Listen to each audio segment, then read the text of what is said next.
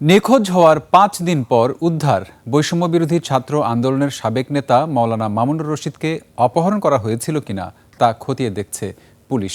তবে তার দেহে কোনো আঘাতের চিহ্ন পাওয়া যায়নি। মাওলানা মামুনুর রশিদ এখন সুস্থ আছেন বলেও জানিয়েছে পুলিশ। হাকিম মাহির রিপোর্ট। ওয়ালটন এখন দেশের সীমানা পেরিয়ে পৌঁছে গিয়েছে ৫০টিরও বেশি দেশে। ওয়ালটন, ঘরে ঘরে বিশ্বজুড়ে।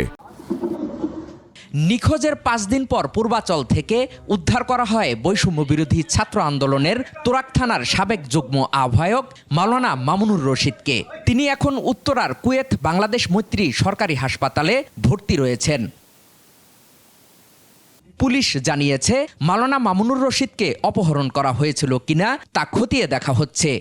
আমরা তাকে জিজ্ঞাসাবাদ করছি, আরও হয়তো জিজ্ঞাসাবাদ করব। আর উনি সুস্থ আছেন, সম্পূর্ণ সুস্থ। ওনার শরীরে কোথাও কোনো চিহ্ন নাই বা কোনো মারধর বা কোনো ইয়ে নাই। ওটা তো উনি নিজেই স্বীকার করেছেন। ২২ সেপ্টেম্বর টঙ্গীর একটি বাজারে মাওলানা মামুনকে দেখা গিয়েছিল। এরপর থেকে তিনি নিখোঁজ ছিলেন। ওনার বেসিক একটা জিডি হয় ওই দিন ২২ তারিখ দুপুরের দিকে, দুপুরের পরে। তারপরে আমরা এটা এই যেহেতু উনি একজন জুলাই যোদ্ধা ছিলেন বা মিসিং জিডি হয়েছে, ওনার স্ত্রী এসে আমাদের কাছে জানিয়েছেন।